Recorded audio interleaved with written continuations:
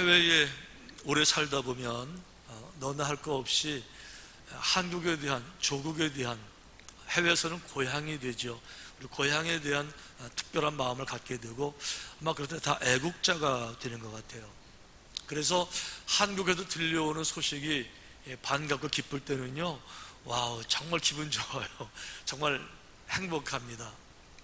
그런데 반대로 한국에서 들려오는 소식이 슬픈, 좀 안타까운 소식이 들려올 때는 자기 일처럼 정말 내 일만큼 가슴이 싸하고 아프게 돼요. 저도 미국에 오래 살면서 그 중에 한 경험, 이 서울에 대한민국 보물 국보 1호 남대문 불났을 때, 숭례문이라고도 부르죠. 그 불탈 때 미국에서 브레이킹 뉴스로 막 동영상으로 막 그냥 보도해줬거든요. 아니, 국보 1호가 불타는데요, 사진 있을 거예요. 이 모습이에요. 서울 가장 중요한 한가운데서 600년 전통의 보물 1호, 국보 1호가 불타는데 다른 사진인데요. 여러분, 이게 전 세계적으로 막 브레이킹 뉴스 막 뜨면서 막 영상 나갈 때 불자동차가 100대 정도가 이때 동원됐다고 보도가 됐었어요. 도심 다 마비되고요, 온 국민이 다 지켜보고 가슴을 조아리는데 저도 참 마음이 너무 아팠던 기억이 나요. 다 타고 나니까 이렇게 폐허가 됐죠. 이젠 뭐 다 끝나버렸어요. 그래서 저 폐허된 사진을 보면서 가슴을 쓸어내리면서 야, 참 너무너무 안타까웠던, 그러면서 이 남대문이 다시 재건될 수 있을까 하고 걱정했는데 몇 년 지나서 재건됐단 말이 들리더라고요. 이런 모습으로 다시 세워졌어요. 그 고증을 거쳐서 자료들을 가지고 그대로 만들었는데 오히려 주변을 정리하게 되면서 더 아름다운 모습으로 이렇게 재건이 됐고요. 이거 밤에 보면 더 멋있어요. 한번 보여주세요. 이게 밤의 모습이에요. 그래서 이제 해외에서 온 사람들이 오히려 사진도 찍고 또 관광 명소로는 더 아름다워졌어요. 물론 문화적인 가치는 같을 수는 없습니다. 600년 전에 세워진 거하고 2000년도에 다시 복원된 거하고는 문화적인 가치로는 좀 손상이 될 수 있지만 존재론적인 의미에서는 전혀 문제가 없어요. 오히려 더 아름다워졌고요, 사진 찍기도 더 좋아졌잖아요. 이런 걸 저희들은 이제 재건이라고 불러요. 재건, 회복, 재기, 치유 이렇게 부르는데, 자, 여러분, 건물들은 불에 타게 되면 재건할 수가 있는데 혹시 사람도 가능할까요? 혹시 누군가의 인생이 무너졌다면, 누군가의 인생은 실패했다 그러면 혹시 누군가의 삶도 다시 재기가 될 수 있을까요? 우선 성경적으로 말하면 성경에 나오는 모든 주인공들은요, 모두가 다 혹독한 실패를 경험한 사람들이에요. 그래서 이제 인생 끝났어 이런 사람들인데요, 그 사람들이 모두 일어난 재기의 이야기들 성경에 가득 차 있죠. 뭐 대표적인 한 분 얘기하라 그러면 바로 돌아온 탕자. 여러분, 이 그림 워낙 유명해서 렘브란트 그림입니다. 러시아 박물관에 소장되어 있는 그림인데, 자, 저 돌아온 아들을 보세요. 인생을 어떻게 살았으면 옷이 다 낡아서 저렇게 그 완벽한 거지도 완벽한 거지가 있나요? 하고 완벽하게 거지가 돼서, 그래서 이렇게 다 남루한 이런 모습으로 돌아왔는데, 저 아버지를 좀 보세요. 저 아버지의 눈을 좀 보세요. 아버지는 날마다 아들을 위해 눈물로 기도하고 또 기도하면서 돌아올 날만 기다리고 있잖아요.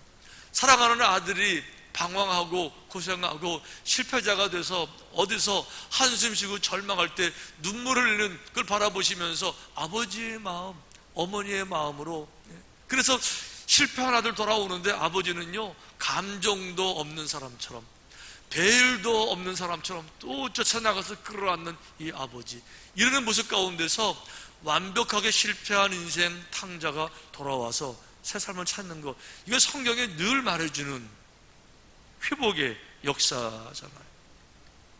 오늘 본문의 주인공 요나를 볼 것 같으면 요나도요 자기 인생에서 처절한 실패를 경험하는 겁니다. 자, 요나의 출발은 아주 특별한 은혜 가운데서 출발이 됩니다. 요나서 1장 1절에 이렇게 되어 있어요.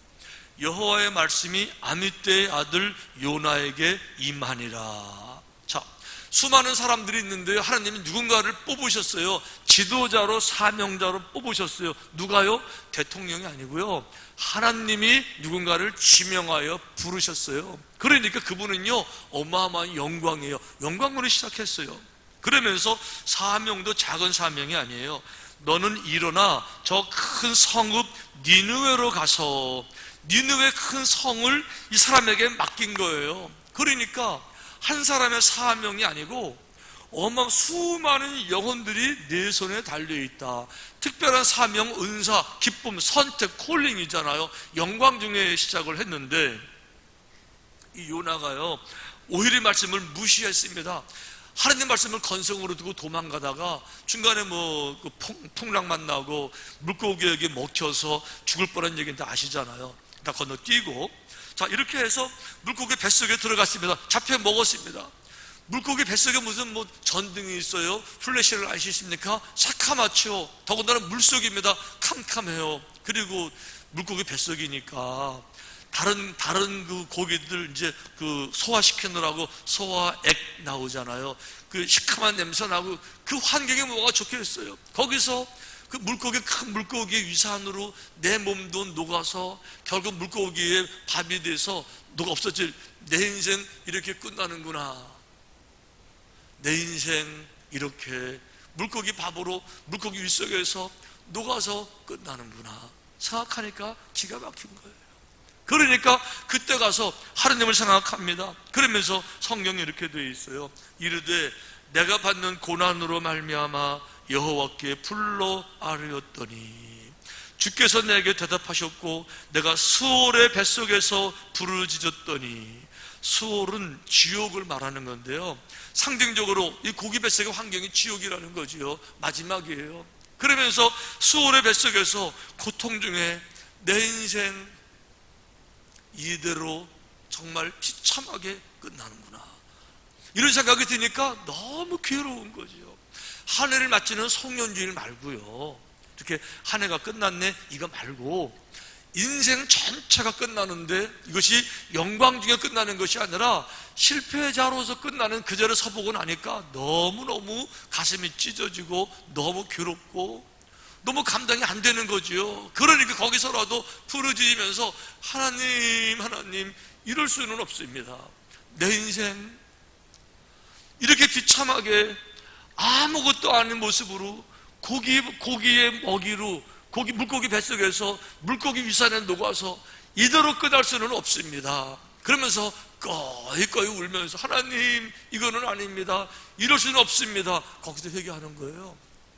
그랬는데요, 그 회개를 들으시고 잘못했습니다 뉘우치는 그 마음을 보시고 하나님은요 배일도 없으신 것처럼, 감정도 없으신 것처럼, 화도 안 나시는 것처럼 또 요나를 용서하시고 또 용서하시고 재건하시고 회복시키시고 치유하시고 재기할 수 있게 새로운 기회를 또 주시는 거예요. 그래서 3장에 가보니까 오늘 말씀이죠. 이렇게 말씀하세요. 일어나 저 큰 성읍 니느웨로 가서 내가 내게 명한 바를 그들에게 선포하라. 이거 옛날에 1장에서 주신 그 말씀을 또 주시는 거예요. 새로운 사명을 다시 주시는 거예요. 다시 주시는 거예요. 그런데 이 다시 주시는 사명을 제가 반복해서 몇 번 읽어봤어요. 일어나서 저 큰 성읍 니느웨로 가서 내가 내게 명한 바를 그들에게 선포하라. 이걸 계속 읽어보니까요, 물고기 뱃속에 있는 요나에게만 이 말씀이 필요한 게 아니에요. 물고기 뱃속의 요나처럼 자기 인생을 아쉬워하면서 하나님 내 인생 이렇게 마칠 수는 없습니다. 하나님 내 인생 이렇게 아무것도 아닌 모습으로 끝낼 수는 정말 없습니다. 이런 마음을 가진 모든 사람들에게 주시는 말씀이 이 말씀이더라고요. 요나에게 주시는 말씀이 크게는 세 가지예요. 동사로 볼 수 있는 말씀이 세 가지인데, 하나는 일어나라는 거고요, 요나야 일어나라는 거고요, 두 번째는 가라는 거고요, 세 번째는 선포하라, 무언가 하라. 세 가지잖아요. 이 말씀을 좀 나누고 싶어요. 첫째, 일어나라는 말씀을 좀 봅시다. 요나가 지금 못 일어나고 있어요. 어디에 있죠? 물고기 뱃속에 있고요. 조금 더 나가게 되면요, 그 풍랑이 치는 저 그 배 밑바닥에서 편안히 누워서 잠자고 있는 거예요. 그러니까 잠 그만 자고 일어나라 그러는 거예요. 물고기 뱃속은 뭘 말하고 있어요? 실패의 자리에서 하소연만 하지 말고 좀 일어나라 그러는 거예요. 좀 더 말씀을 드리면, 옛날의 습관에 매여서 한 발짝도 나가지 못하는 그 자리에서 좀 일어나야 되고요, 고정관념에서 좀 일어나야 되고요, 형식에서도 좀 일어나야 되고, 실패한 그 자리에서 좀 일어나야 되는 거죠. 근데 왜 못 일어나죠? 기가 질려서 못 일어나는 거죠. 내가 일어나봤자 소용없다는 거죠. 내가 가봤자 소용없다는 거죠. 내가 선포해봤자 니네 사람들이요, 내 말 듣고 회개 안 한다는 거죠. 그분들은 어떤 사람들인데요? 그 무서운 사람들인데, 그 완악한 사람들은 내 말 듣고 회개하겠어? 안 할 거라는 거죠. 안 될 거라는 거죠. 그러니까 안 될 거야, 안 될 거야 라고 본인의 결정을 내렸고, 본인이 내린 결론 밑에 막 숨어들어서 거기 짓누려서 못 일어나는 거예요. 그래서 안 될 거야 라고 생각한 사람은요, 처음부터 안 되고 끝나고 마는 거예요. 그러니까 안 된다고 말하지를 말아야죠. 안 된다고 말하지 말아야죠. 왜 그렇죠? 알아요. 나도 부족한 건 알아요. 내가 하면 안 되는 건 맞아요. 그런데 나 혼자 하는 것이 아니고 하나님은 전지전능하신 분이시잖아요. 그러니까 하나님이 함께 하시면 내가 모든 것을 할 수 있습니다. 이게 믿음의 고백이잖아요. 사도 바울이 그런 고백하는 거잖아요. 사도 바울이 정확히 하는 것 두 가지가 있어요. 하나는요, 자기 자신이 얼마나 부족한 존재인지를 사도 바울은 정확히 알아요. 여러분, 이거 진짜 힘이에요. 어떤 사람은 그랬잖아요. 아는 게 힘이다 그랬잖아요. 어떤 사람은 너 자신을 알아라 그랬잖아요. 두 개를 합쳐보면요, 나 자신을 아는 게 큰 힘인 거예요, 여러분. 사도 바울은 자기를 정확히 알아요. 어떤 사람을요? 나는 훌륭한 사람이 아니라는 사실을 사도 바울은 정확히 알아요. 이렇게 말했어요. 나는 훌륭한 사람이 아니고 죄인 중에 괴수라는 거예요. 나는 나쁜 사람이고 악한 사람이고 죄인 중에 괴수라는 거예요. 거기다가 부족한 사람이라는 거죠. 어느 정도 부족해요? 나는요, 8불7일이에요 8달 만에 태어난 사람이 같다라는 거예요. 나는 정상적으로 태어난 사람이 아닙니다. 출발부터 나는 무언가 something 부족한 사람입니다. 정확히 알고 있었어요. 그러니까 한 가지는 자기가 얼마나 부족한지를 정확히 알았어요. 두 번째는 나는 부족하지만 하나님은 부족하지 않은 것을 정확히 알았었어요. 하나님은 천지를 창조하시는 분, 무에서 유를 만드시는 분, 죽은 자를 살리시는 분, 전능하신 분을 정확히 알았어요. 그래서 두 말이 합쳐지니까 이런 말이 나오는 거예요. 나는 부족하지만, 나는 연약하지만, 나는 못하지만 내게 능력 주시는 자 안에서 내가 모든 것을 할 수 있느니라. 이 결론은 거기서 나오는 거예요. 내 입에서 나오는 게 아니고. 그러니까 자꾸 안 된다고 말하지 말고 일어나라는 거죠. 좀 일어나라는 거죠. 여러분, 그 안 된다고 말하는 게 아니고 일어나는 사람들 이야기 성경이 얼마나 많은지 몰라요. 성경뿐만 아니고 우리 시대도 마찬가지입니다. 제가 가끔 그 뉴스를 보면서, 여러분 뉴스를 다 믿으면 안 돼요. 정말 뉴스를 볼 때 여러분 반드시 여러분 분별하셔야 돼요. 제가 좀 이따가 이제 그런 얘기 할 거예요. 일사불퇴 이런 얘기 할 거예요. 이제 그런 얘기 할 텐데, 이런 얘기 하면서 제가 말을 이렇게 시작하는 거죠. 제가 새롭게 만들어낸 고사성어가 있습니다. 일사불퇴. 그럼 이 말이 맞아요, 틀려요? 안 맞는 거예요. 왜 그런가 하면 새롭게 만든 고사성어는 만들 수가 없어요. 새롭게 만들 수가 없어요. 왜요? 옛날에 만들어진 거기 때문에 고사성어라고 부르는 거예요. 근데 다 뉴스에 보면 그런 말들이 얼마나 많은지 몰라요. 앞뒤가 안 맞는 말들이 얼마나 많은지 몰라요. 예를 들면 그런 거예요. 뭐 흙수저가 있고 금수저가 있고 은수저가 있고 이런 얘기 얼마나 많이 해요. 다 거짓말이에요. 그거 다 여러분 거짓말이고요. 젊은이들이 그런 말을 들으면서 자기 스스로 바라보면서 나는 흑수저구나, 그럼 뭐 나는 뭐 성경 끝났네, 이렇게 속으면요 그 인생 끝나고 마는 거예요. 죄송해요, 흑수저예요. 요즘만 있는 것이 아니고 옛날에도 있었고 지금도 있고 앞으로도 계속 있을 거예요. 무슨 얘기죠? 안 좋은 환경에서 태어나는 분들은 계속 있다는 거죠. 그럼에도 불구하고 옛날이나 지금이나 앞으로나 누구든지 믿음을 가지면 안 좋은 환경을 이기게 되는 거예요. 극복하는 거예요. 열매를 맺는 거예요. 이 성경이 말해주는 게 그거잖아요. 제가 며칠 전에 그 퀴리 부인 책 보다가 정말 귀한 분이다. 퀴리 부인은 요즘 말로 말하면 정말 안 되는 흑수저로 태어나서 폴란드의 가난한 농부의 딸로 태어났습니다. 돈이 없었어요. 간신히 학교 졸업을 했는데 대학교는 못 가죠. 돈 없으니까. 그러나 인생을 그냥 시골에서 그냥 뭐 평 살 수 없다 이렇게 해가지고요 꿈을 가지고 도시로 나갔는데 뭘 하겠어요, 여자아이가. 나이 19살밖에 안 된 아이가. 근데 자기가 할 수 있는 게 뭔가 하면 공부 잘했으니까 가정교사로 들어갑니다. 그리고는 이제 그 집 아이를 가르치는데 그 집에 장남이 대학생이었었어요. 방학 때 돌아왔는데 부잣집 아들 와서 보니까 퀴리가 너무 이쁘고 똑똑하고 금방 한눈에 반해버렸죠. 그래서 이제 사랑하고 결국은 부모에게 결혼하겠다고. 부모가 노발대발하면서 퀴리 불러다 놓고 건방지게 가면 누구를 넘보냐고 네 주제 아주 모독하고 착비로 팍 줘가지고 쫓아냈어요. 퀴리가 실망하지 않고 그동안 모은 돈을 대학에 들어갑니다. 대학에 들어가서 입학금을 해결했는데 돈이 없잖아요.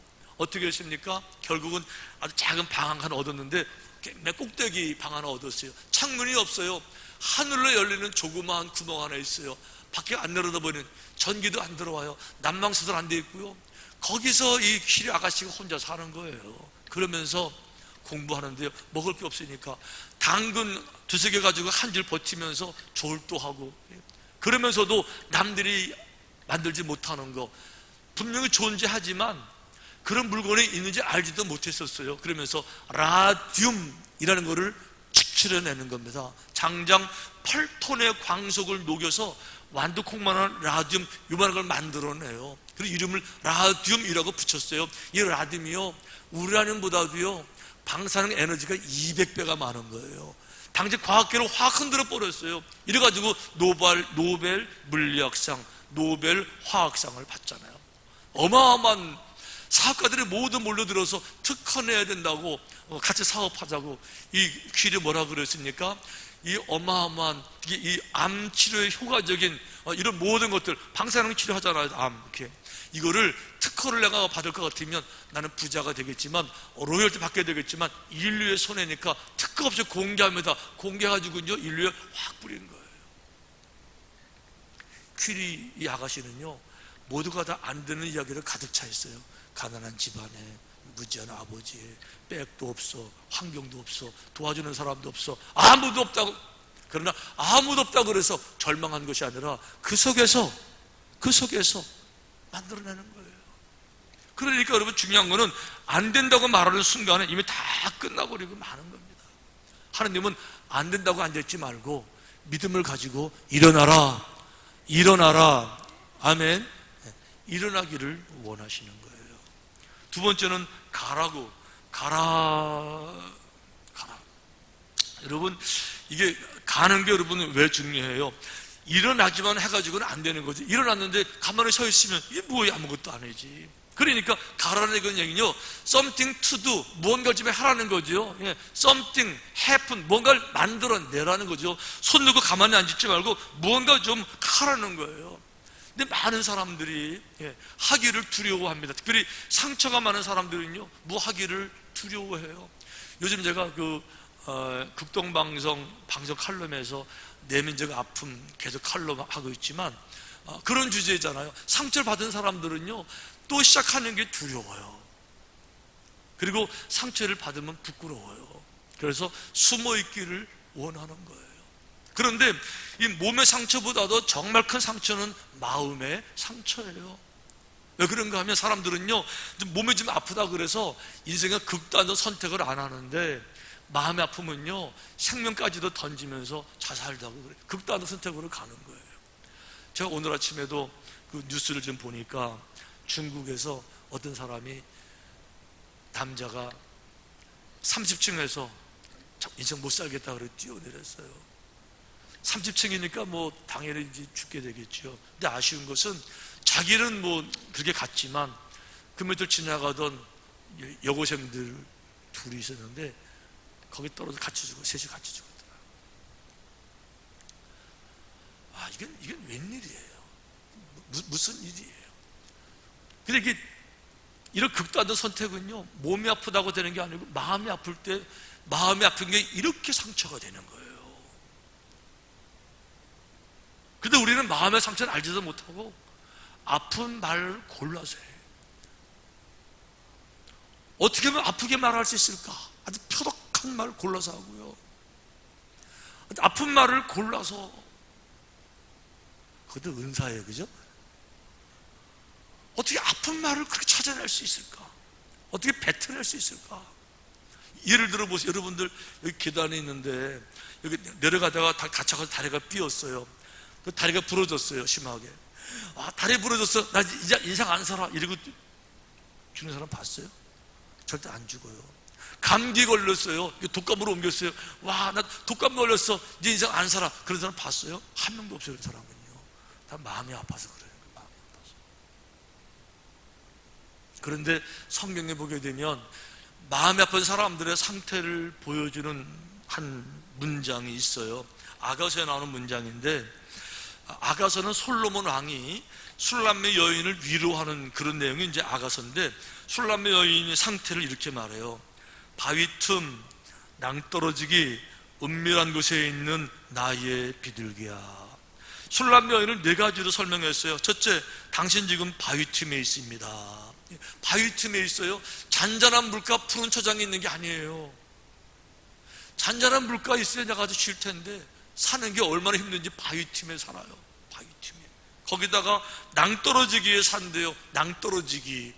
위태위태해요. 그런데 걔는 절벽이에요. 우리 요즘 3D 잡 얘기하잖아요. difficult, 힘든 거. dangerous, 아주 위험한 거. 거기다가 dirty, 더러운 거.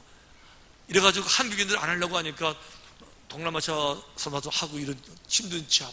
하루하루 사는 게 아주 힘들어. 낭떠러지기 같죠. 조마조마해요. 이 사람 그렇다는 거예요. 낭떠러지기에 매달려 산다는 거예요. 세 번째에는 은밀한 곳이래요. 은밀한 곳에 숨어 있어요. 동굴에 숨어 있어요. 상처를 받은 사람은요, 부끄러워서 사람 만나는 게 불편한 거예요. 다른 사람들이 내 문제를 다 안다는 생각이 들어서 앞에 나타날 수가 없는 거예요. 숨게 되는 거죠. 그래서 맹수들이 다치게 되면 다 깊은 걸로 숨어 들어가서 그 날 때까지 안 나오는 거예요. 늑대가 다치면요, 절대 안 돌아다녀요. 구려 가서 숨었다가 나오죠. 왜? 아프니까, 상처가 됐으니까. 거기다가 네 번째, 비둘기래요. 아니, 독수리래야 같은 새라도 부리도 있고 날카로운 발톱이라도 있잖아요. 독수리는 그런 거라도 있잖아요, 여러분. 호랑이는 날카로운 이빨이 있잖아요. 이러면 비둘기는 무기도 없어요. 싸울 수도 없어요. 할 줄 아는 거 한 가지밖에 없어요. 울 줄밖에 몰라요. 어떻게 울죠? 구구 슬퍼서. 상처받은 사람들은요, 숨어 있을 수밖에 없고. 그런데 주님 뭐라고 말씀하세요? 사랑하는 나의 비둘기, 이제는 그만 앉아있으라는 거죠. 내가 내 얼굴을 보게 하라. 너 그만 숨어있고 그래서 좀 나오라는 거죠. 좀 나오라는 거죠. 나로 하여금 내 얼굴을 보게 해달라는 거죠. 숨어있지 말고 일어나라는 거죠. 이제 가라는 거죠. 가라는 거죠. 여러분, 송구영신이 뭐예요? 송구, 하늘을 보내고 새를 맞는 거 그냥 묵은 달력 다 뜯어버리고 사달력 다 건다고 새로워지나요? 아무것도 안 달라지죠. 송구, 하늘을 보내면서 나를 돌아보고 반성하고 후회되는 거 진심으로 회개도 하고 영신, 새로운 마음으로 결심할 때 새로운 해가 새로운 축복이 되는 거죠. 그렇다 그러면 그동안의 인생을 살아보면서 상처가 좀 됐다 그래서 물러나 있지 말고 숨어 있지 말고 새해를 좀 일어나셔야죠. 아멘. 구려서 나와야죠. 언제까지 숨어 있어요? 인생은 짧은데 그러니까 하나님께서 요나에게 일어났으면 가라고 등을 떠미시는 거고요.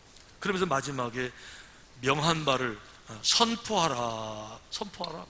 명한 바가 뭔가 하면요, 니느웨 백성 멸망당할 것이다, 이걸 선포하라는 건데, 선포하는 게 얼마나 어려운 일인지 몰라요. 왜 그런가 하면 좋은 내용이면 나도 선포하겠어요. 멸망을 선포하는 거죠. 파괴를 선포하는데 저분들 가만히 있겠어요? 악한 사람들이요, 내가 맞아 죽지요. 그래서 선포를 못했던 거예요. 그런데요, 이제는 일어나게 되면 정말 믿음으로 선포하라는 거죠. 여러분, 복음을 선포하는 것 여러분 절대 쉽지 않아요. 저도 그랬어요. 저도 이 복음을 선포하는 일이 사실은 아주 껄끄럽고 찜찜하고 그런 적이 있었어요. 왜 그런가 하면 복음 자체의 내용이요, 아주 허무맹랑해요. 알고 보면 복음의 얘기를 전파할 때 정상적 사람들은 들을 수가 없는 얘기가 복음 속에 다 포함되어져 있어요. 예를 들면 우리 며칠 전에 성탄절 보냈잖아요. 성탄절이 뭐예요? 창조주 하나님이 인간의 몸으로 오셨다는 거예요. 이게 과학입니까? 논리입니까? 이해가 돼요? 이게 이해가 안 되는 이야기예요. 그렇게 말하면요, 무식한 놈, 그래요. 어떻게 이 말을 전파할 수 있냐고요. 그뿐만이 아닙니다. 창조주가 오셨는데 그분이 십자가에서 돌아가셨대요. 그건 뭐 할 수 있어, 죽었던 얘기니까. 그런데 그분이 살아나셨대요. 죽은 사람이 부활했대요. 이게 믿어져요? 어떻게 전해요, 여러분? 자신이 없어요. 이거 전하면요, 지식인들이 아유, 정신 나갔네, 어떻게 죽은 사람이 살아나, 이런 얘기요. 다른 나라 가서, 아프리카 가서 말씀 전하면요, 타민족 사람들이 저 사람 이상한 사람들 아니야, 당연히 그런 피드백이 오지요. 그게 못 전하는 거예요. 그뿐만이 아닙니다. 예수님이 승천하셨대요. 하늘로 올라가셨대요. 승천하셨대요. 그뿐만이 아니에요. 그분이 다시 오신대요. 그뿐만이 아닙니다. 영원한 천국이 있대요. 그거 가보셨어요? 보셨어요? 자, 이게 전하는 게 복음이에요. 그렇게 복음을 전할 때는요, 기본적으로 정상적 사람들은요 좀 찜찜해요. 이렇게 내가 말을 전하면 저 사람들이 나를 바라보면서 이상한 사람 아니야 생각할까봐. 그래서 사도 바울이 뭐라고 말합니까? 사도 바울은 지성인이었잖아요. 그분도 아셨어요, 복음을 전하는 게 얼마나 찜찜한 이야기인지. 그래서 그분이 이렇게 고백하는 거예요. 내가 복음을 부끄러워하지 아니하노니. 무슨 얘기입니까? 복음을 전할 때 부끄러운 생각이 들 수밖에 없다는 거죠. 왜? 말도 안 되는 얘기를 전해야 되니까 부끄러운 마음이 조금은 든다는 거죠. 그런데 내가 복음의 능력을 알았기 때문에 안 부끄러워 복음을 전하겠다는 거죠. 이 복음은 모든 믿는 자에게 구원을 주시는 하나님의 능력이 됨이라. 그러니까 담대하게 외친다는 거죠. 담대하게. 저는 말씀드린 것처럼 목사가 됐음에도 불구하고 아주 젊어서는 복음을 전할 때마다 좀 찝찝하고 계면 좁고 이런 마음이 사실은 있었었어요. 그런데 어느 날 제가 놀라운 사실을 알게 됐어요.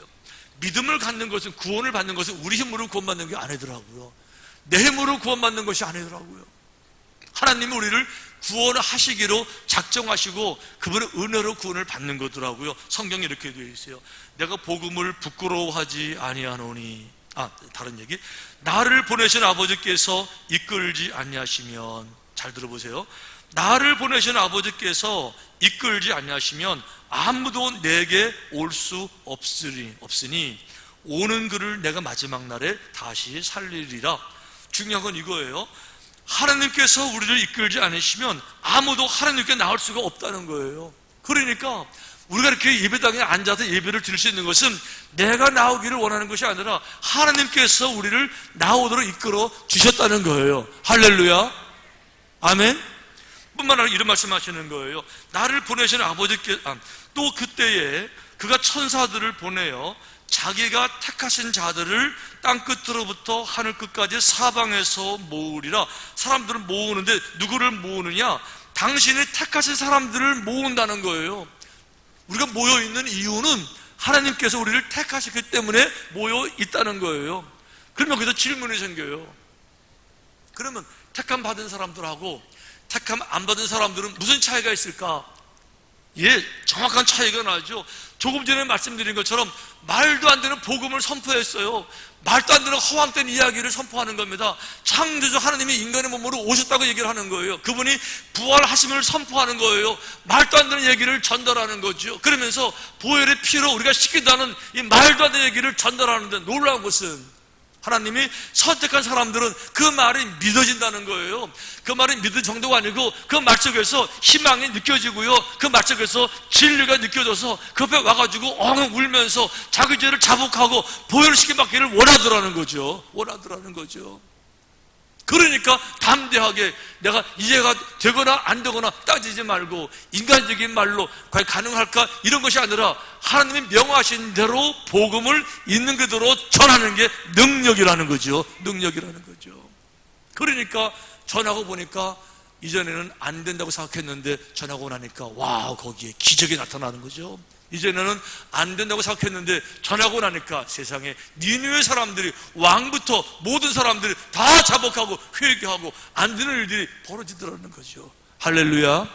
이게 능력이잖아요. 이게 복음이잖아요.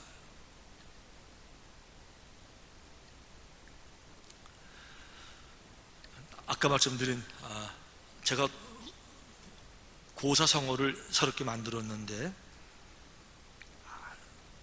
그냥 알아차리셔야죠. 저 말이 안 된다. 어떻게 고사성을 저렇게 만들어요?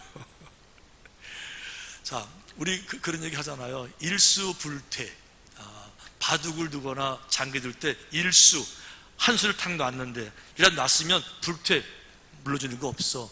일수불퇴잖아요. 그런데 하나님도 일수불퇴 하실까요? 하나님도 누가 인생을 실패했으면 너는 그걸로 끝 그러실까요? 일수불퇴 무슨 말인지 잘 모르세요? 그러면 이제 다른 얘기를 해볼게요. 전문 용어는 잘 모르실 텐데, 낙장불입. 그건 아세요? 화투 치면서 한번 딱 덜컥으면 그걸 끝이라면서요. 하나님도 그러실까? 누군가 인생이 한번 실패했으면 너는 그걸로 끝, 과연 그러실까? 만약에 그러셨으면요, 모세는요 광야에서 썩어서 죽었어야 되는 거예요. 철저하게 실패한 모세, 거기서 끝냈어야 되는 거예요. 하나님은요 일수불퇴, 낙장불입 그런 분이 아니에요.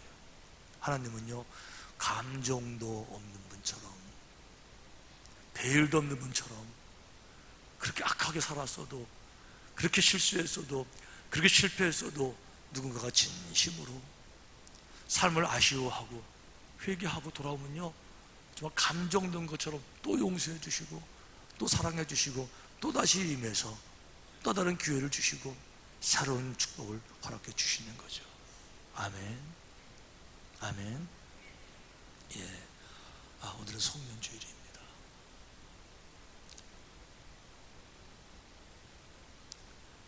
새로운 결심이 왜 헛되게 끝나는가 하면 꿈만 꾸기 때문에 헛되게 끝나는 거예요. 그러니까 새해를 맞는 것은 새로운 꿈을 꾸는 게 아닙니다. 새로운 꿈 꿔봐야 또 헛되게 끝나고 말아요. 그럼 어떻게 해야 되느냐? 어디까지 대가를 지불할 건지 대가의 경계선을 설정하는 게 새해를 시작하는 지혜가 되는 거예요.